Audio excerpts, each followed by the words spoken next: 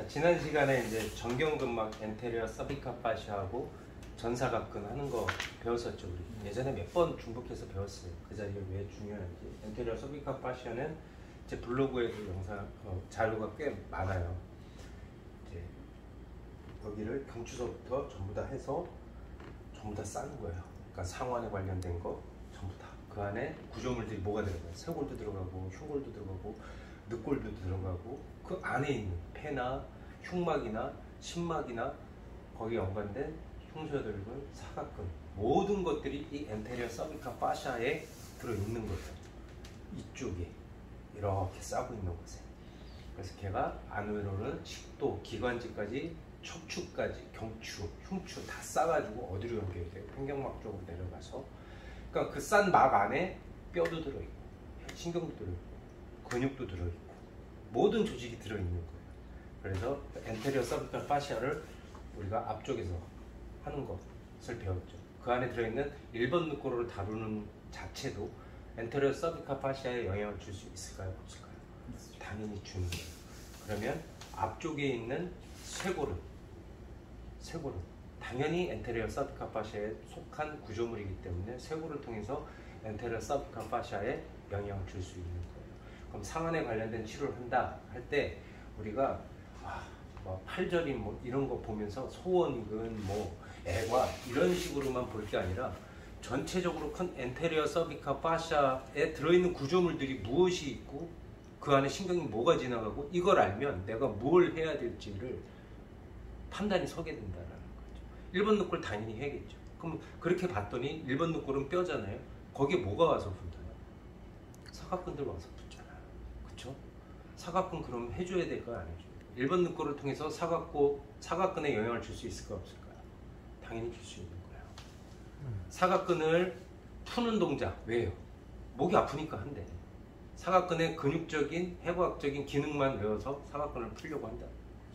그렇게 그게 잘못됐다는 게 아니라 시야를 그렇게 좁게 볼 것이 아니라 더 넓게 엔테리어 서비카 파시아 안에 1번 늑골도 들어있고 사각근도 들어있고 다 이런 식으로 커넥트 되어 있다는 거죠. 이 연결고리를 알아야 됩니다.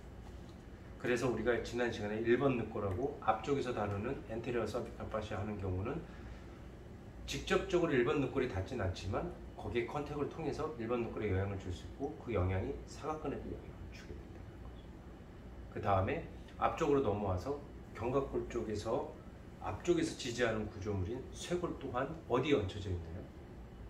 흉골에 얹혀져 있고 이 쇄골 밑으로는 1번 늑골이 또 관절을 이루고 있고 그래서 1번 늑골과 쇄골은 굉장히 밀접한 관계를 가지고 있어요.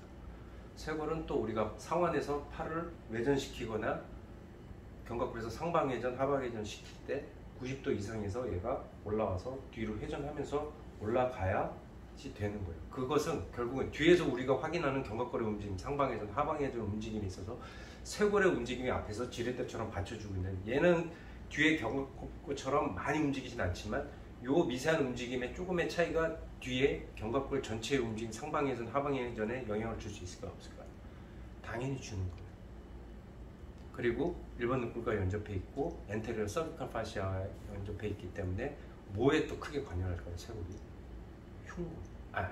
호흡에 엄청난 영향을 미쳐요. 오늘 배우는 라스의 쇄골의 테크닉이 호흡을 터지게 할까요? 안 할까요? 호흡을 터지게 해요. 왜 호흡을 터지게 해야 되는지에 대해서는 눈이 설명을 드렸으니까. 그쵸? 그래서 그러면 얘가 쇄골을 만지는 게 우리가 쇄골을 만지는 게 상완에 영향을 줄 수 있을까 없을까요? 뒤쪽에 견갑대의 움직임에 영향을 줄 수 있을까요 없을까요? 당연히 있어요. 그리고 아까 말씀드린 것처럼 이 엔테리어 서비카 파시아 안에 쇄골도 들어있지만 이 안에 척추도 들어있나요? 안 들어있나요? 흉추, 경추 다 들어있다. 그럼 쇄골을 통해서 경추와 흉추 쪽에 영향을 줄 수 있는 어떤 것이 만들어질까요? 안 만들어질까요? 당연히 만들어지는 거예요. 그러니까 쇄골이 어깨가 아파서 확인해 봤더니 여기가 비대칭이야. 여기가 쇄골이 비대칭이라면 뒤에 척추는 보나마나 비대칭인 거예요. 근데 이렇게 연결지어서 우리가 볼 수 있느냐라는 거죠. 그런 시야를 가지고 있느냐라는 거죠. 그래서 쇄골을 만지는 것도 단순히 쇄골이 비대칭이고 어깨가 아프기 때문이 아니라 지금까지 설명드린 모든 부분들을 통합적으로 이렇게 생각하면서 쇄골도 봐야 된다라는 거죠. 그리고 우리가 1번 늑골 같은 경우 상승돼서 고정이 되는데, 그때 얘가 한쪽이 너무 견고하게 상승돼서 고정이 돼버리면 경추들이 한쪽으로 다 로테이션 돼요. 이 방향, 동측의 방향으로 끌고 간다면 1번 늑골. 그런 경우 1번 늑골을 내려서 경추의 움직임을 만들어주는 테크닉을 카이로프락틱에서도 하고 있죠. 근데 꼭 카이로프락틱 테크닉으로만 사용할 수 있느냐? 아니거든요. 엔테리어 서비컬 파시아의 사각근이라든가 정경근막을 통해서 그 구조물들을 통해서 다뤄준다면 경추의 영향을 당연히 더 파워풀하게 줄 수도 있어요. 근데 우리가 꼭 교정하면 무언가 튀어나온 걸 안으로 집어넣고 잘못된 거, 삐뚤어진 걸 바로 세우는 거를 카이로프락틱이라는 동작이 너무 이렇게 좀 파워풀하게 표현이 되다 보니 카이로프락틱만이 교정이라고 사람들이 오해를 하고 있다라는 거죠. 더 부드럽고 온화한 테크닉으로 얼마든지 더 파워풀한, 더 다양한 반응과 어떤 수정들을 해 나갈 수 있다라는 거죠. 그래서 쇄골 테크닉을 라스에서 다루고 있죠. 그래서 여기서 보면 뭐 쇄골 양쪽 끝 통증이 있을 때 쓰는 테크닉이라고 라스 책에는 설명되어 있어요. 그렇게 국한적으로 사용하는 걸까요, 라스가? 아니죠. 그래서 책만 보고 그렇게 이해하기보다 지금 제가 드린 설명, 왜 쇄골을 해야 되는지에 대해서를 이해하시고 라스 테크닉도 배워야 한다라는 거예요. 그래서 지금 쇄골을 한번 해볼게요. 한번 누워보세요. 그럼 경추 쪽에 불편함이 있으신 분들 쇄골을 봐야 될까요, 안 봐야 될까요? 팔저림이 있으신 분들 해야 될까요, 안 해야 될까요? 당연히 해야 되는 거예요. 목이 아프다는데 왜 쇄골을 해가 아니라는 거죠. 그래서 밑에서부터 해가지고 올라왔다고 치자고요. 각각의 압력들을 다 맞추고, 그 다음에 정경근막을 한번 해볼게요. 지난 시간에 한 거지만 쇄골과 흉쇄둘근이 만나는 흉골지와 쇄골지가 있으면 쇄골지와 쇄골이 만나는 요 사이에 이렇게 삼각형이 그려질 거 아니에요. 거기다 내 손을 쇄골 쪽 안쪽에 붙여서 가볍게 터치만 하고 있는 거예요.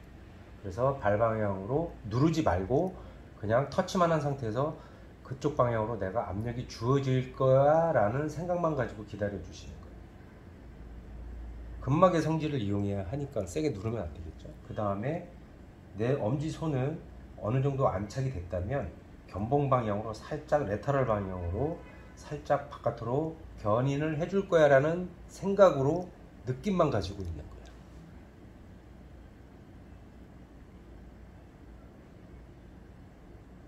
그러면 지금 내 엄지손에 오른쪽과 왼쪽 사각근의 느낌이 촉진이 될까요, 안 될까요? 돼요. 어디가 더 팽팽하고 어디가 더 긴장되어 있는지가. 자, 그러면 이때 호흡이 만들어지기 시작해요. 뭐가 느슨해지고 움직임이 만들어지면서 꿀렁꿀렁 하면서 사각근들이 스르륵 하고 풀리는 느낌이 나면서, 그때 보면 환자는 저렇게 배로 호흡을 더 크게 하면서 호흡이 만들어져요. 그래서 왼쪽과 오른쪽에 처음에 촉진했을 때의 타이타임이나 긴장감이 어느 정도 균형이 맞아지고 더 긴장되어 있던 부분들이 느슨해지고 부드러워졌다면 손을 떼고 나오시면 돼요.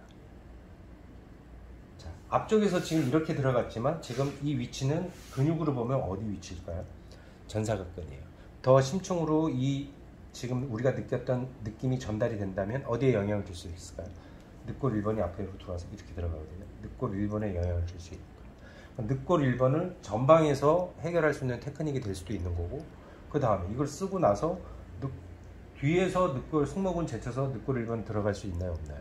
경추 쪽으로 해서 여기서도 들어갈 수 있죠. 이것 또한 그러면 위치만 다를 뿐이지 1번 늑골을 교정을 시킬 수 있는 테크닉이 되는 거죠. 자, 기다렸어요. 그러면 지금 오른쪽하고 왼쪽이 틀린데 선생님은 왼쪽이 훨씬 더 긴장되어 있어요. 1번 늑골이 상승되어 있고. 그러면 아까 앞쪽에서 했던 것과 똑같은 느낌으로 1번 늑골을 컨택했다면 그대로 잡고 레터럴 쪽으로 살짝 느낌만 가지고 계시는 거예요. 그리고 아까 똑같은 느낌으로 1번 늑골이 느슨해지고 부드러워질 때까지 기다려 주시는 동안에 환자는 어떤 변화? 호흡이 더 커지고 신체 전반에서 일어나는 릴렉싱이 일어나기 시작해요.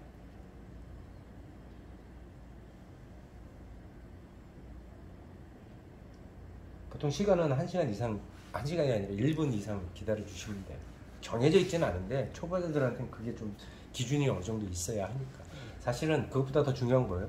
내 손에서 느껴지는, 컨택되어 있는 부위에서 느껴지는 변화죠. 아, 이 정도면 충분해라고 생각이 됐을 때 떼고 나오는 거예요.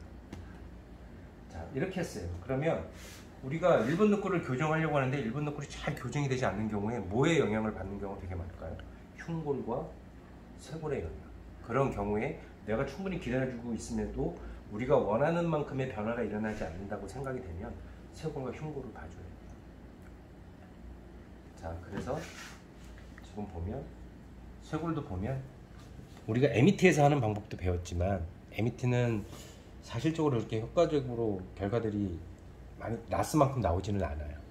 그래서 지금도 보면 쇄골이 이쪽이 훨씬 더 두툼하고 더 두껍고 상방으로 올라와 있어요. 이런 식으로 고정돼요. 그리고 이때 우리가 쿠션 검사를 이렇게 해보면 여기 보이세요? 출렁출렁 내려가죠. 벌써 여기서 다 잡혀 있는 거예요. 이러면 뒤에 승모근 어떨까요? 당연히 타이트해져. 1번 늑골 당연히 사각근 다 타이트. 이거를 책으로 외우려고 하지 말라니까요. 손으로 느끼면 얼마든지 이렇게 다 느낄 수 있는 거예요. 그러면 못 찾으면 양쪽 다 해주면 돼요. 쉽게 생각하세요. 오래 걸리는 거 아니니까. 자, 그 다음에 자, 그러면 여기서 쇄골을 어떻게 해야 될 것인가? 방법은 여러 가지가 있어요. 까서 볼게요. 선생님 여기서 볼게요. 여기가 엄청 튀어나와 있죠. 저 이거 까서 보지도 않았는데 아까 말씀드렸었죠. 손으로 다 느낄 수 있어요. 손으로 느끼는 게 제일 정확해요. 여기 봐요. 여기 뭔가 안정돼 있죠. 여기 헤드도 튀어나와 있고. 그쵸? 자, 이거를 그러면 튀어나오는 걸 집어넣고 이게 목적인가요? 아니죠. 어쨌든 우리는 촉진을 통해서 기능을 먼저 살펴봤잖아요. 그리고 구조물을 확인했더니 구조물이 이렇게 변해 있는 거죠. 그러면 우리가 원상복귀 시켜야 될 것도 구조물인가요? 기능인가요? 형태인가요? 기능이에요.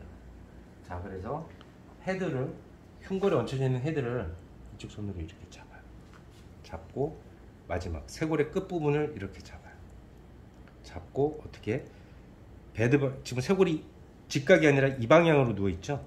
그쵸? 이렇게 잡은 상태에서 그대로 그 방향대로 약간 아래로 컴프레이션을 해줘요. 해주고 어떻게 할까요? 견봉 방향으로 헤드도 슬쩍 빼는 거예요. 여기 얹혀져, 여기도 관절이잖아요. 얘도 분리를 시켜내는 거예요.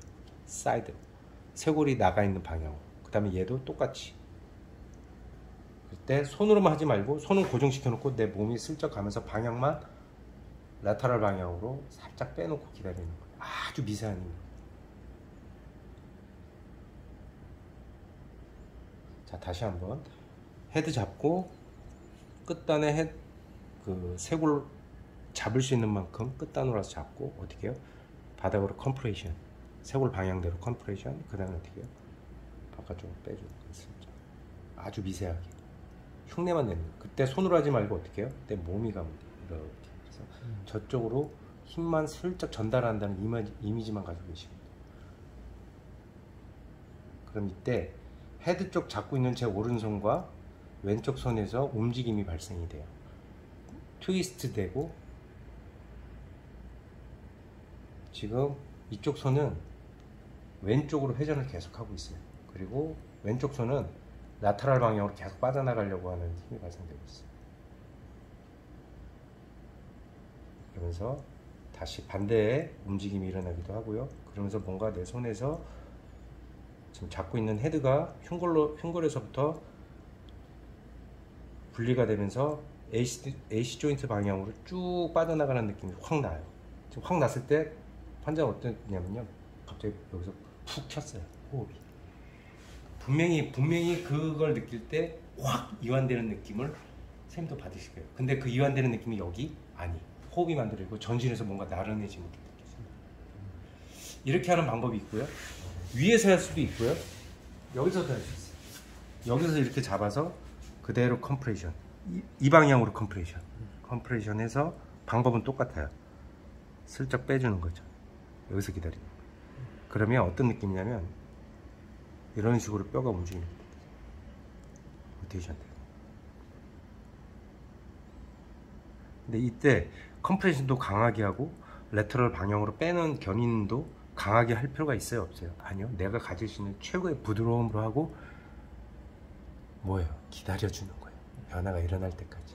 우리는 기다리질 못해서 치료를 못하는 거예요. 기다리질 못해서 변화를 못 느끼는 거예요. 그러면 마찬가지 쭉 빠져나오는 느낌을 느낄 수 있어요. 자, 이렇게 하는 방법이 있고요. 두 번째 방법은 뭐가 있냐면 손 잡는 위치는 똑같아요. 똑같이 잡고 똑같이 컴프레이션을 해요. 쇄골 놓인 방향대로. 그 다음에 뭐예요? 이렇게 컴프레이션 하고 이렇게도 컴프레이션 하는 거예요. 쇄골 이쪽과 이쪽을 길게 잡고 컴프레이션, 그 다음에 뭐예요? 모아요. 모을 때 뭐예요? 이것도 세게 하는 거예요? 아니, 느낌만. 쇄골을 가운데로 약간 압축시킬 거야 라는 생각을 가지고 있는 거예요. 그러면 내 손이 더 모으는 방향으로 더 모여요. 이렇게 지금 보면 이거 제가 모으는 게 아니라 끌려가는 거거든요. 압축이 더 돼요. 쫙 내 손에 의해서 압축이 되는 게 아니라 뼈 스스로 더 압축 방향으로 내 손을 끌고 가요. 그랬다고 어떻게 해요? 아까 느꼈던 막 로테이션 되고 뼈가 트위스트 되는 느낌들이 이렇게 나요. 아까 제가 잡았던 위치보다 훨씬 더 많이 손이 모였죠. 이거 제가 모으는 게 아니란 말이에요.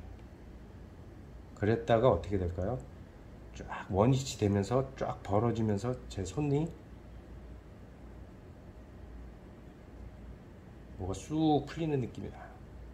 그러면서 모였다가 지금 바깥으로 벌어지는 거 보이시죠? 제가 벌리는 게 아니라 그 움직임에 의해서 손이 쫙 이런 식으로. 자, 그래서 쇄골의 기능을 만들어 주는 거예요. 엔테리어 서비컬 파샤를 통해서 밀분능골을 통해서 쇄골 해주고, 그 다음에 우리 흉골 배웠죠. 흉골도 같이 해주면, 자, 이게 상완에 관련된 어깨 치료가 될까요, 안 될까요? 이런 큰 치료를 먼저 해놓고 그 다음에 뭐 가서 소음근을 보든 뭐 이게 안 되니까 견갑골 상방에서 더 만들어주기 위해서 더 뽑으면서 이렇게 더 운동을 시키든 이런 것들이 주어져야 된다는 거예요. 전체가 싸고 있는 이 긴장을 해결해줘야 여기도 움직일 수 있는 공간이 만들어질 거 아니에요. 이 전체 쇄골, 일반늑골, 흉골, 뒤에 척추 다 잡고 있는 큰 긴장은 놔두고 그 사람은 그런 긴장이 있으면 어깨가 아프다고 하니까 와서 어깨가 아프다고 하니까 우리는 어디만 봐요? 어깨만 보는 거예요. 뭐 회전근개가 어떻게 되고 막 하고 막 이런 식으로. 아니죠. 이 전체에 큰 영향을 주는 어떠한 큰 메인이 되는 것들에 대한 긴장톤을 떨어뜨려 놓고 그 다음에 부분적으로 들어갈 환경을 만들어주는 작업이 있어야 된다. 무슨 얘기예요? 그래서 지금 배운 테크닉, 자, 확연하게 드러나시는 분들은 이렇게 해서 한쪽만 해줘도 되지만, 아니면 아프다고 하는 쪽도 해줘도 되지만 잘 모르겠어. 그러면 어떻게 해요? 양쪽 다 해주시면 돼요. 자, 봐요. 지금 눈으로 드러나는 촉진이나 여러 가지 기능적인 부분들은 여기가 훨씬 더 타이트하단 말이에요. 그리고 제가 확인하기에 이쪽이 타이트하다고 생각했는데 환자는 어디가 아프다고요? 여기가 아프다고 할 수 있다. 그럼 치료는 어느 쪽으로 해요? 잘 모르겠어. 양쪽 다 해야죠. 왜? 그러면 우리는 아프다고 하는 쪽만 할 거예요. 근데 아프다고 하는 쪽이 훨씬 더 움직이면 더 좋을 수 있는 경우가 굉장히 많거든요. 물지개를 졌다고 생각해보세요. 이렇게 기울어졌어. 그러면 어느 쪽, 기울어진 쪽으로 움직임이 훨씬 더 많을 거예요. 그럼 이쪽은 상대적으로 움직임이 좋게 느껴지고 이쪽은 더 내려가는 쪽으로 움직임이 더 안 느껴질 거라고. 그럼 여긴 정상이고 여긴 비정상이에요. 그게 아니라는 거지. 균형이 깨진 거잖아요. 그거 어떻게 해요? 양쪽 다. 균형을 맞춰주는 게 중요한 거지. 아프다고 하는 쪽이 비정상이 아니라는 거예요. 뭔지 아시겠죠? 그래서 양쪽 다 해주면 더 좋아요. 흉골 균형 잡아주고. 쇄골이 흉골에 얹혀져 있는데 이 높이가 틀리대. 그러면 흉골도 그 높이, 이런 어떤 균형이 맞아져 있을까요? 틀릴 확률이 훨씬 낮죠. 100% 흉골도 당연히 가죠. 그럼 쇄골이 뒤로 돌아가서 어디에 연결됐네요? 견갑골이 연결되어 있는 거잖아요. 견갑골의 위치 당연히 뒤에서 확인했더니 틀릴까 안 틀릴까? 당연히 틀려요. 그럼 그 견갑골은 어디가 해서 붙어있나요? 뒤에 척추잖아요. 척추는 기능을 제대로 하고 있을까요? 당연히 안 하고 있는 거예요. 상완이 아프다고 하는 상완을 우리가 보려고 하는데 뭐 봐야 돼요? 축 봐야 되고 축에 걸려있는 구조물도 봐야 되고, 그런 개념 안에 얘들을 다 싸고 있는 긴장은 뭐? 엔테리어 서비컬 파시아라는 부분의 이해, 이런 것들을 알고 가야 됩니다. 그래서 여기서 호흡이 만들고 흉골이 제자리 찾아가고 쇄골이 제자리 기능을 만들어주면 뒤에 척추도 당연히 기능을 만들어주고, 얘들이 겉에서는 뼈를 싸고 있지만 안에서는 아까 제가 그랬어요. 흉막, 심막, 식도, 기관지까지 다 싸서 어디까지 연결된다고 했어요? 횡격막까지. 그 횡격막은 어디로? 내장기를 통해서 골반까지 다 이렇게 연결이 되어 있다는 거예요. 그러면 여기가 불편하고 호흡이 제한이 있으신 분들이 여기에 제한이 있을까요? 없을까요? 당연히 있어요. 여기 제한이 있을까요? 있어요. 겉으로 보기엔 구조물의 비대칭이 존재할까 안 할까요? 있어요. 근데 우린 그걸 뭘로만 봤어요? 겉에서 보이는 구조물의 제한, 구조물의 비대칭으로만 눈으로 확인하려고 했다는 거죠. 안에서 싸고 있는 장력에 대한 긴장은 더 큰 힘으로 얘들을 그렇게 보이게 만들고 있는 거예요. 왜 겉에서만 해결하려고 해요? 안에서 해결해 줘야지. 그 수단으로 쇄골을 이용하고 엔테리어 서비컬 파시아를 이용하고 늑골을 이용하고 흉골을 이용하고 늑골 전체를 이용할 수도 있고 내장기를 이용할 수도 있다라는 거죠. 내가 알고 있는 게 다가 아니에요. 모르면 시야를 넓히세요. 내가 하고 있는 거, 내가 알고 있는 거 다로 뭔가를 행하고 있는데 변화가 없다? 시야를 넓혀야죠. 내가 알고 있는 게만이 최고는 아니라니까요. 그게 다는 아니라니까요. 무슨 아시겠죠? 자, 한 번씩 해볼게요.